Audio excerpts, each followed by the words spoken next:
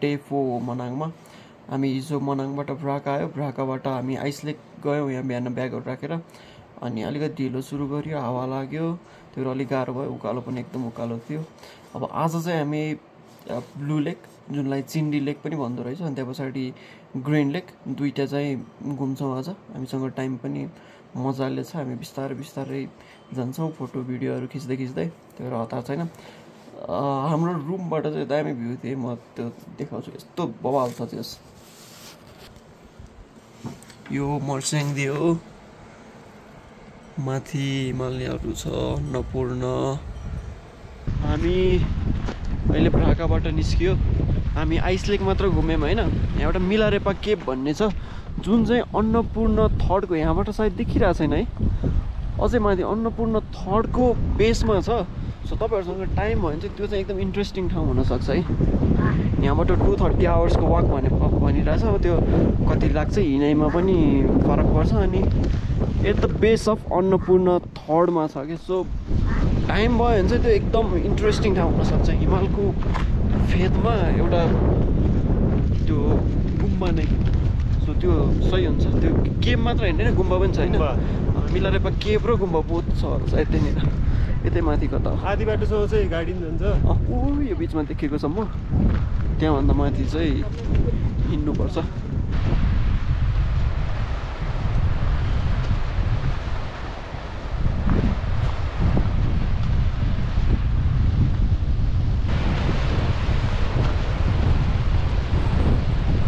यो अन्नपूर्ण थर्ड चाहिँ हिजो एकजनाले चढ्न पाइँदैन, पर्मिट दिँदैन भन्नुभएको थियो, तर त्यो नरहेछ, अलिकति बढी टेक्निकल नै मानिँदो रहेछ। साउथ इस्ट रिजबाट झन् थोरैले मात्र चढिरहेको रहेछ। अनि लेटेस्ट चाहिँ 2021मा पनि एउटा युक्रेनको टिमले चढेको रहेछ। मैले च्याट जिपिटीबाट त्यो इन्फर्मेसन पाएको थिएँ, सो त्यसलाई एकचोटि फेरि चेक गर्नु होला। अब त्यो कहिलेकाहीँ च्याट जिपिटीले नि रङ दिन सक्छ। तर यो चाहिँ मैले पनि एकछिन सोचिरहेको थिएँ, सायद त्यहाँनिर मिलारेपा गुम्बा यहाँनिर एकदम मानिने टाइपको रहेछ, त्यही भएर त्यो कारणले गर्दा पनि चढ्न नदिने हो कि भन्ने सोचिरहेको थिएँ मैले। तर बिहान एकचोटि चेक गर्दा चाहिँ चढिरहेको रहेछ। अलिकति टेक्निकल चाहिँ भएर अलिकति एकदम थोरैले मात्र चढिरहेको रहेछ, अन्त त्यो नचढेको पर्मिट नदिने चाहिँ नरहेछ जस्तो लागिरहेछ है मलाई।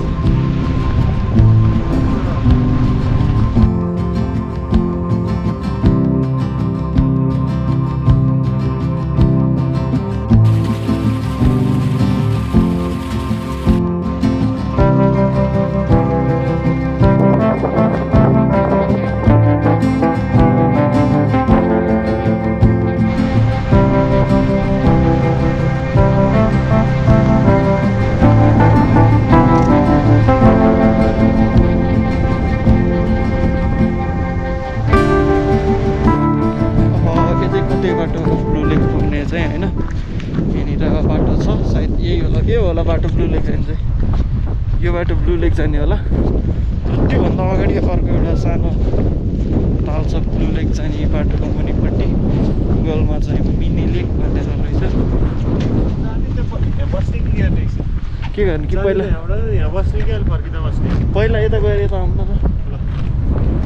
हामी चाहिँ पहिला ब्लू लेक जाने भयो होइन।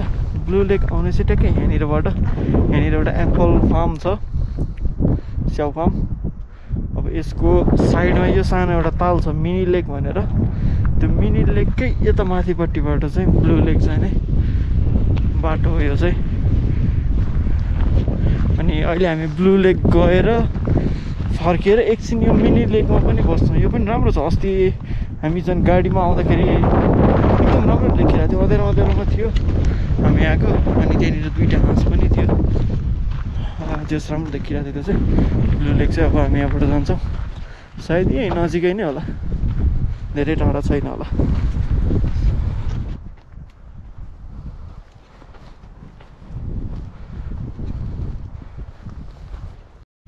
हामी ब्लू लेक आइ नै पुग्यो, धेरै टाढा नरहेछ। बाटोबाट सायद 5 मिनट मात्रै हिँड्यो हामी। 5 मिनट हिँडेपछि चाहिँ हाम्रो अगाडि चाहिँ यहाँनिर हामीले देखिसक्यो ब्लू लेक। हामीलाई त्यहाँ पुग्नलाई अब 2 मिनट मात्र लाग्ला। बाटोबाट 10 मिनटभित्र नै आइपुगिन्छ हिँडेर पनि। अनि ब्याकग्राउन्डमा हिमाल देखिन्छ भने यहाँनिर बस्नु चाहिँ पर्छ। तपाईँहरू सायद माथि नै जानुहुन्छ भने पनि थोरै मात्र छ डिस्टेन्स, धेरै एनर्जी पनि खर्चिनु परेन। र गाडीमा जाँदै हुनुहुन्छ भने त झन् एकैछिन बसेर तपाईँहरू यस्तो राम्रो भ्यू हेरेर फेरि आफ्नो बाटोतिर लाग्न सक्नुहुन्छ।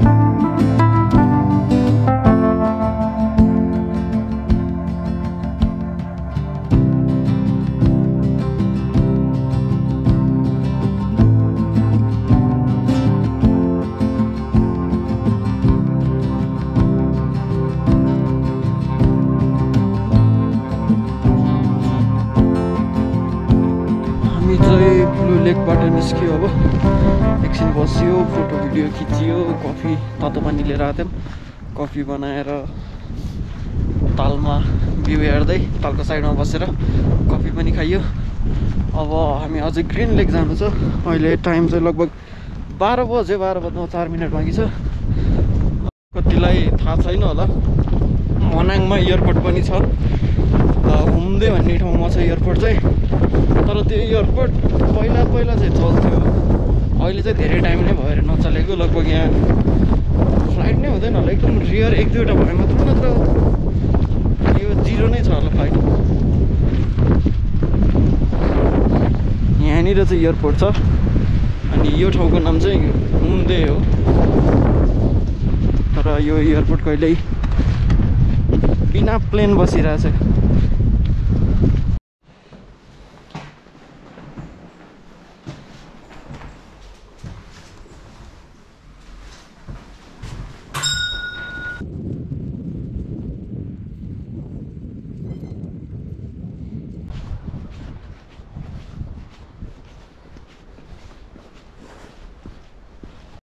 हामी अझै हिँड्दैछौँ।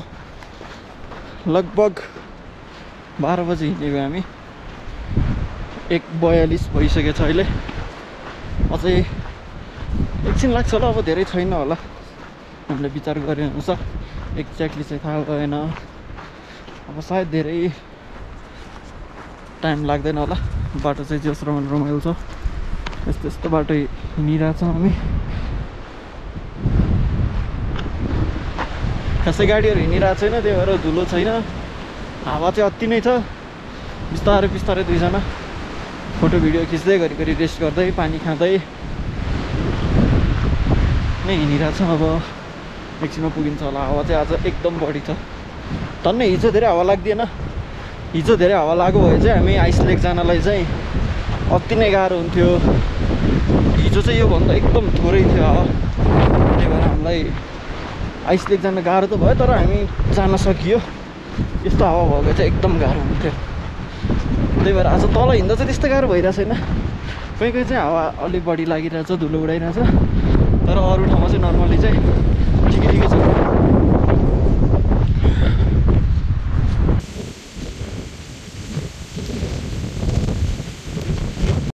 हामी मेन बाटोबाट एउटा पुल तरेर अगाडि आइपुग्यौँ।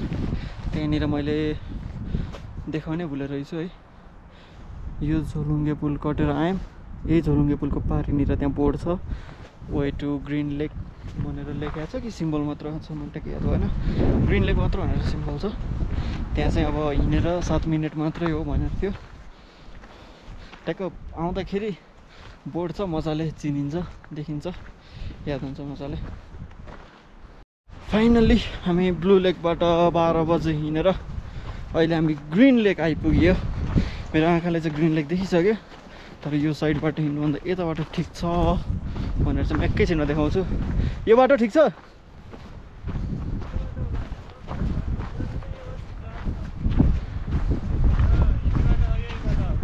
म यताबाट आएँ हिँड्ने बाटो त्यताबाट अलिकति अप्ठ्यारो रहेछ किन यहाँ माथि पनि बाटो छ के अरे हिँड्ने बाटो नै so this is green lake guys हरियो ताल अब अहिले पानी पर्ने सिजन होइन त्यही भएर थोरै नै छ नत्र अझै माथि माथि आउँछ होला सायद यो सानो सानो देखिरहेछ तर राम्रो देखिरहेछ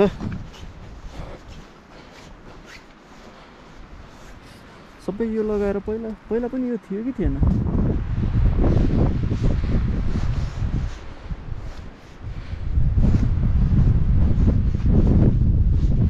त्यहाँनिर एउटा होटल पनि छ ग्रिन लेकको साइडमै यो हिँड्ने फुड ट्र्याकहरू रहेछ यहाँनिर ताल जस राम्रो देखिरहेछ पानी अलि थोरै छ यो भर्खर बनेको जस्तो लाग्यो पहिला थिएन कि है अरूको भिडियोहरूमा हेर्दा खासै यो भयो जस्तो लागेको थिएन मलाई अहिले सायद भर्खर बनाएको होला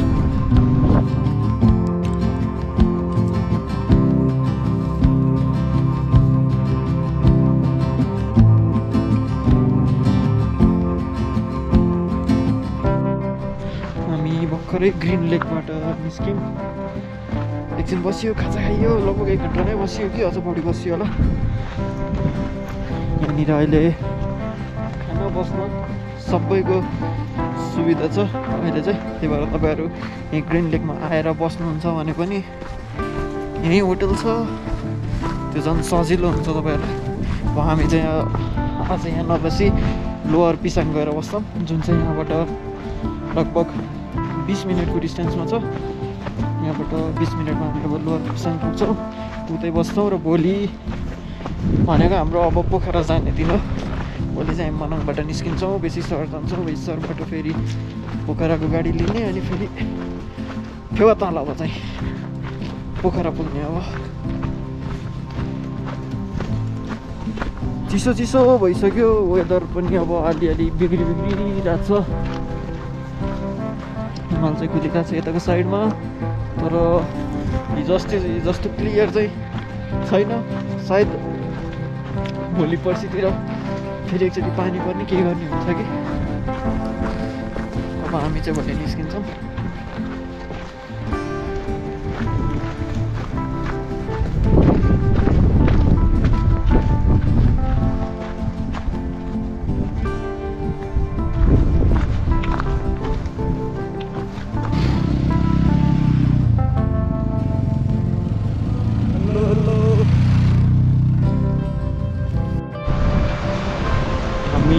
पिसाङ नजिक पनि आइयो पिसाङ दुईटा छ एउटा यो माथिको चाहिँ अप्पर पिसाङ हो भने यो लोवर पिसाङ हो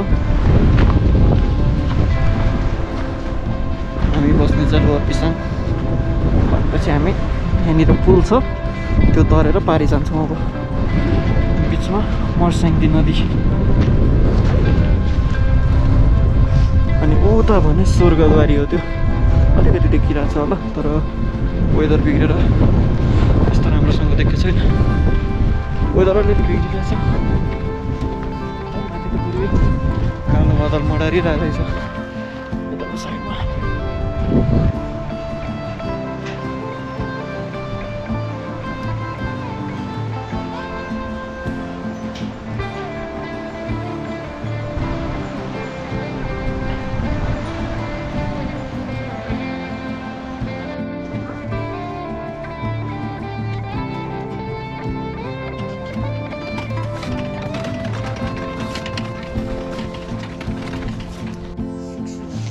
Just come here and say subscribe Naveen Chelsea Milsina, okay? Okay. I will make video. How No, about? just I will say now you start. Yes. Subscribe to Naveen Timilsina. Subscribe to Naveen Timilsina. Number Tibasina. धन्यवाद chocolate कसले दियो बाबुलाई मैले दिएको खै thank you भनेको Thank you. हामी होटलमा आएर बसेर एकछिन बाहिर अलिअलि निस्किरहेछौँ हामी बसेको चाहिँ bomb Marley hotel lower Pisang अनि नजिक चाहिँ बास्केटबल खेलिरहेको रहेछ के रहेछन् यसो हेरौँ न यो के रहेछ बचत तथा ऋण सहकारी संस्था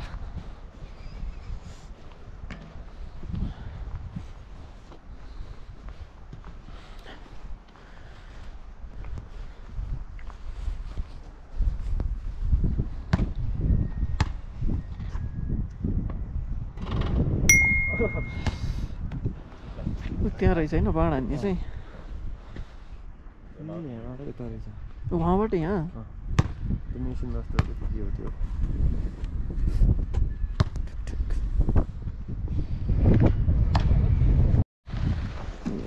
यहाँ होटलको दाइले चाहिँ पुरै बाँड हान्ने यहाँ चाहिँ रहेछ टार्गेट हान्ने चाहिँ त्यहाँबाट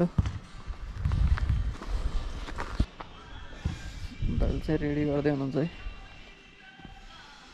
यहाँ छ टार्गेट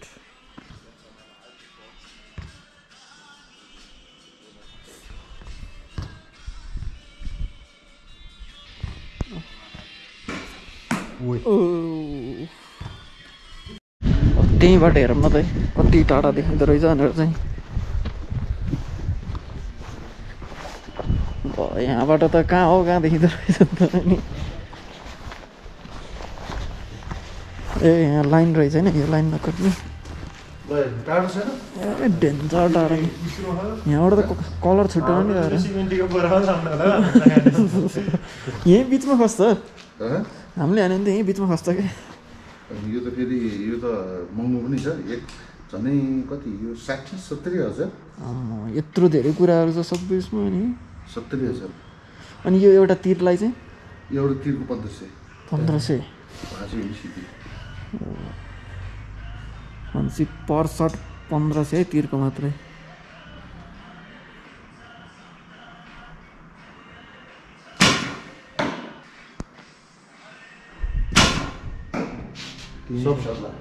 सर्टै लाग्यो होइन खतरा हुन्छ दाइ ए खतरा नि पहिले मिलाउनु पर्यो नि तल माथि 1-2 इन्च पनि फरक पर्छ तपाईँ पनि खेल्नुहुन्छ होला नि होइन यो उसमा टुर्नामेन्टमा टुर्नामेन्ट खेल्छ यो यस्तो हो कि बाबु यो 8000 रुपियाँ यो 1 सेन्टिमिटर पनि तल आयो भने 1 सेन्टिमिटर 2 सेन्टिमिटर पर फरक पर्न आउँछ यो यहाँ राख्यो भने यो छ नि यो यहाँ राख्यो भने तिर्गु त्यो माथि जान्छ टुप्पामा जस्तो ए माथि नै टार्गेट यहाँ छ नि त दाइ चाहिँ लिफ्टी हो कि उल्टो ए लिफ्टी हो तपाईँ यहाँ मनाङ जिल्लामा 41 जना दाइ नै म एकजना देब्रे युनिक भनेपछि नाम पनि बममा युनिक होइन म देब्रे हाल्छ नि ठिक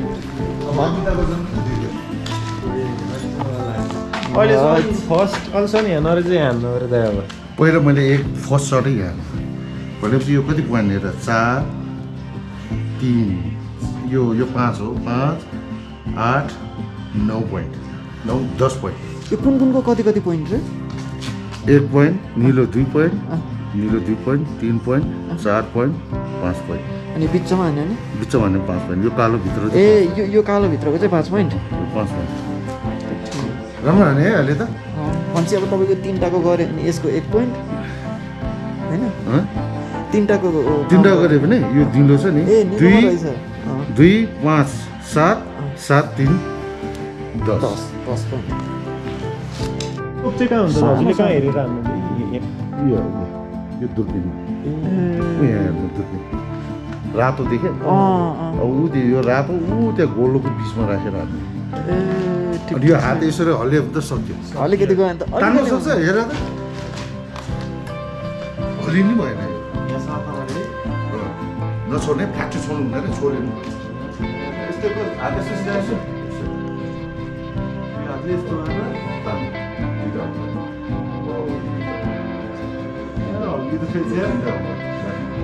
ल अब तान्नु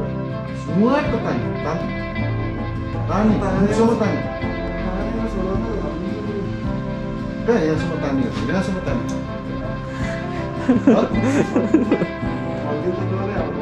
हल्दी पनि उता जान्छ जस्ता माथि हातै हल्लिरहेको छ यसरी अब हामी त एकसँग लास्ट मिलाएको कि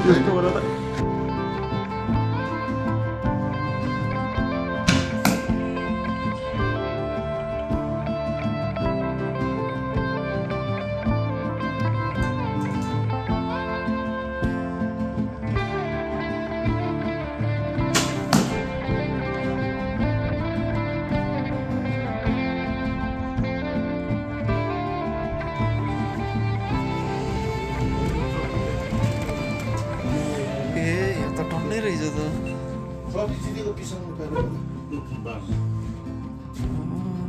ठिक तेस्रो अध्यक्ष कप यो पनि विनर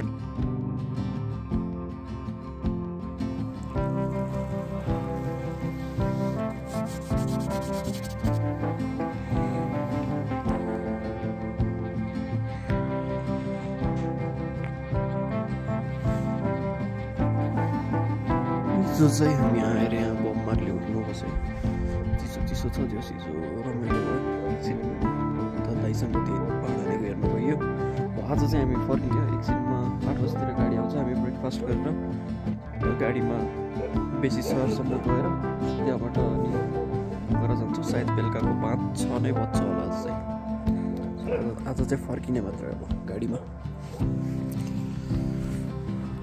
ठाउँ चाहिँ यस्तो छ है